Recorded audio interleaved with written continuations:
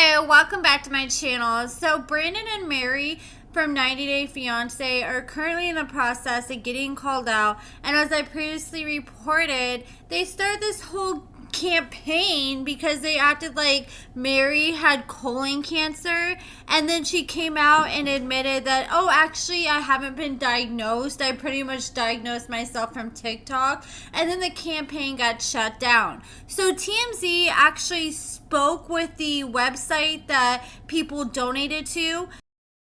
It almost makes me wonder if they specifically chose this website over GoFundMe for a reason, because it's harder for the people to get their money back. Because I know once a GoFundMe scam is reported, the people instantly get refunds. And according to TMZ, they spoke with the website Go Get Funding, and they say that the donations were received via PayPal for the campaign, and no funds passed through their site, so there's no way for them to refund anyone specifically.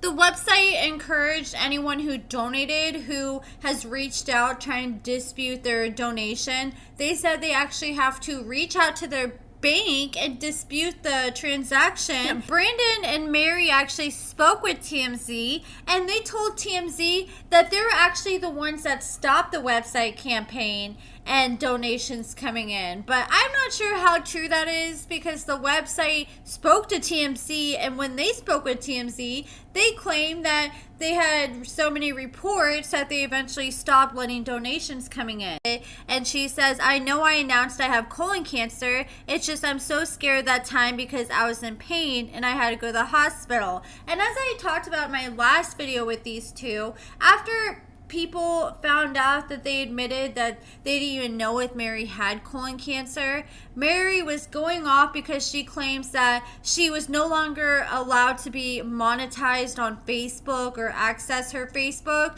and she claims that's how she takes care of her family. And Mary and Brandon, I went to their page today, and they still got over 78,000 followers, and their page is still monetized. You can get a subscription for 99 cents.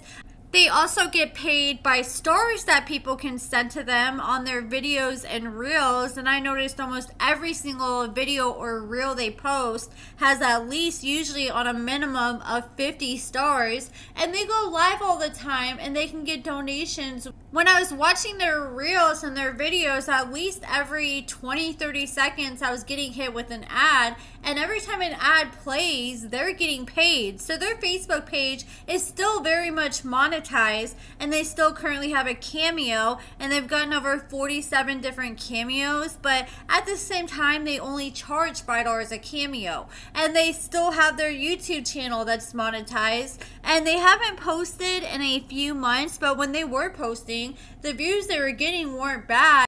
If they stayed consistent, I think they could make an alright living just off YouTube alone, but I don't know why they pretty much just quit uploading to their YouTube channel. And I noticed that since they're monetized, they have to have a business page, which means that they have to accept reviews. And I noticed that their rating is now 1.3 out of 5 stars, and there's over 80 reviews. And you can take a look at the reviews here. It says scammers lying about having cancer.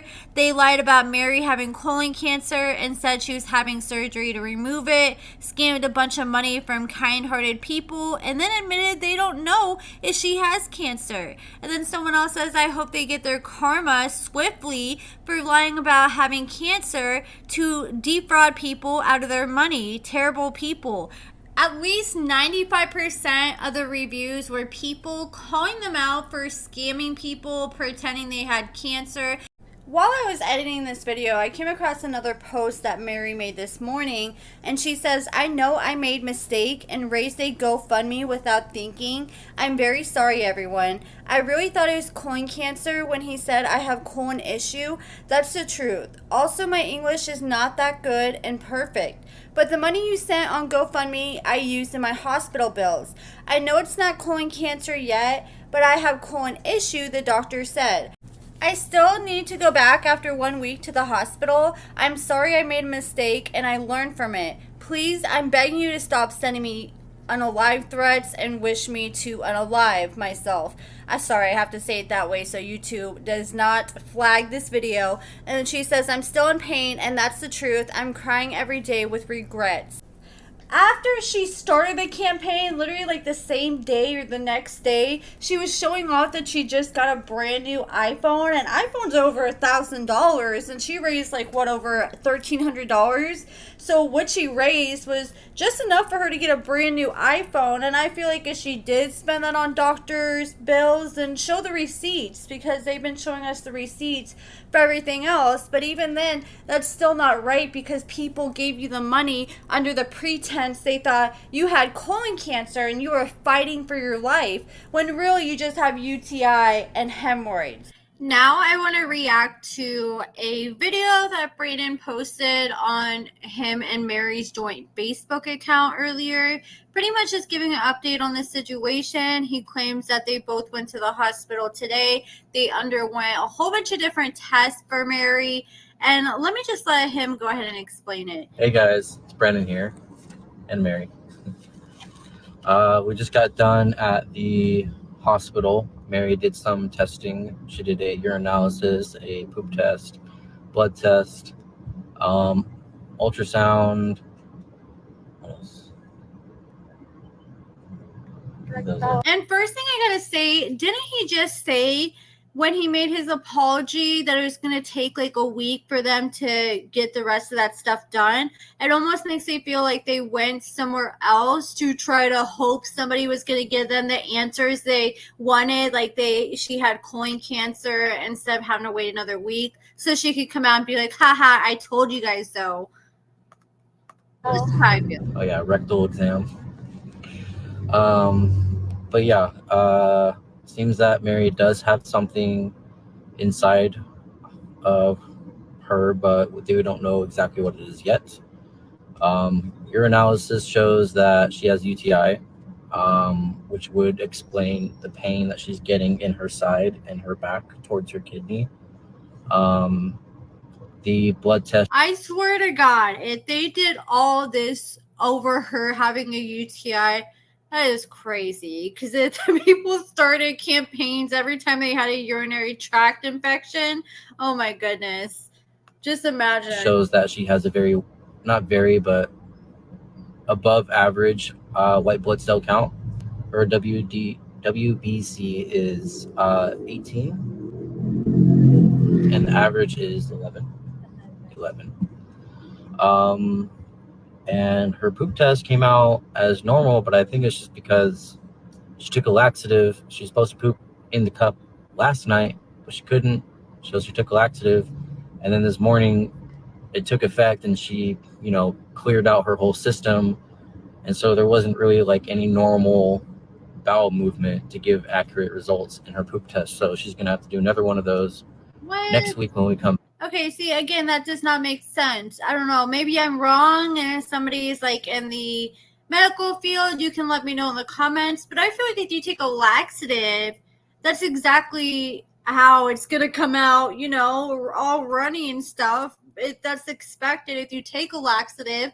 And I feel like they'd be willing to take that kind of stool sample. I feel like they were like, oh, it has to be wrong because it was runny and it's not normal. Even though that's typically how it is when you take a laxative. I think, again, that's just them not agreeing with reality because they still are in denial and they just want to prove so bad that she really has colon cancer.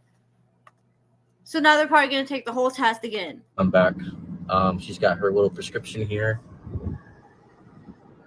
So full of antibiotics, and then later on probiotics. Yeah.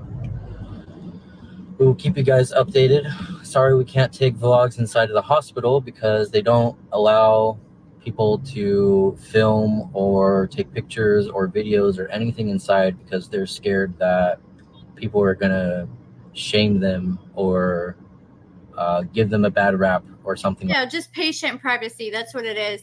But at the same time, they were taking all kinds of pictures the other day when they were trying to convince people that she had colon cancer and it was time to donate. And even Mary was taking pictures of random strangers that were at the doctor, hospital, or wherever they were sitting next to her and saying, oh, I wish I could help all these people. And another thing is, people have been telling me, and we'll look at this up here in a second, a lot of people have been telling me that in the Philippines, that as long as you're not extremely high income, then you can qualify for pretty much healthcare that's similar to like Medicaid we have over here. And like, if she got antibiotics and she's on like some kind of insurance like that, they would easily be covered. I mean, I'm not sure how much is covered, like when it comes to the ultrasounds and, you know, specialty doctors and special testing. That may be a little bit extra, but nowhere near probably the amount of money that they raised. Something like that. I don't know. If you don't believe me, look it up. It is a real thing. That is a law in the Philippines. You're not allowed to record or take pictures inside of hospitals. So the best thing we can do is just show you the outside. H-Mom. And this is her prescriptions. Okay. What are you hiding, Mary? Why you gotta snatch with papers like that? I mean, again, a lot of prescriptions may have personal information, like your address, your phone number. But at the same time, if you really want to prove yourself, I mean, you still were super incorrect when you said you had colon cancer. But if you would at least prove that what Brandon is saying is correct, I would be wanting to show people, yeah, look, I got some medication at least, so there's definitely something wrong with me. Even though a UTI and colon cancer is two completely different levels. Yeah. We're gonna get her medicine, and then we're gonna come back next week, do more testing, blood test, urine analysis, poop test, another ultrasound, and possibly a colonoscopy if she's still experiencing bleeding in the stools or throwing up or abdominal pain. So we'll keep you guys updated. I'm surprised that there wasn't a bunch of ads in that video, because when I was watching the same exact video earlier from my phone, I swear, I don't know how long that video was, like 5 minutes or so, I got probably at least a good 10-15 ads. I was like, damn, this is more than YouTube. So in the comments, someone said, you mean that wasn't pics you took in the hospital? And, you know, because Brandon said we can't take pictures in the hospital. And they said that was in the public hospital. We got transferred to private hospital for gastroenterologist, or however the hell you say it. And then another thing is, I did notice like their main picture in the campaign picture when they're raising money claiming she had colon cancer, they're a little bit deceiving, because they made it look like she was in the hospital about to get surgery, but really they're just pictures that they reused from when Mary was in the hospital about to give birth. All this for a UTI and hemorrhoids. Come on, and you say it's cancer all of a sudden after all this, just looking for money. So it's just cancer, it's just a UTI and hemorrhoids. I mean, I can get it where she maybe thought, oh, something's growing, you know, like hemorrhoids do, so it's got to be cancer. And, you know, especially when you look on Google or TikTok, when you're already scared about what you may have, that's just going to make the situation so much worse. But it's like, girl, come on. I know you've had to have hemorrhoids at least one other time in your life. I just think you're sympathy and money baiting at this point. Like, she loved it when everybody was first babying her, when they found out that she was sick and thought she had colon cancer. She was just eating it up. People are saying grifter's going to grift. Okay, so is there free healthcare in the Philippines? All Filipino citizens are entitled to free healthcare under the Philippine Health Insurance Corporation, known as PhilHealth. This health insurance program is government organized. It is funded in part by government subsidies at the local and national level. It is also financed through company payroll deductions. So kind of just like I said, like what Medicaid is in the United States, but it sounds like all citizens, not just people who are lower income, all citizens are entitled. It just sounds like they have to sign up for it. And I'm sure that Mary has this kind of health care, especially with her just having a baby a year prior. I just can't get over how Mary is trying to play the victim, and when she realized the victim card wasn't going to work, she all of a sudden now she wants to apologize. And it's like, girl, you are not sorry. You are just sorry you got caught. But that is it for this video, guys. Let me know what you guys think in the comments below. Check out my lashes and cosmetics at AccordingtoAmber.com. Give this video a thumbs up, subscribe, and thank you so much for watching.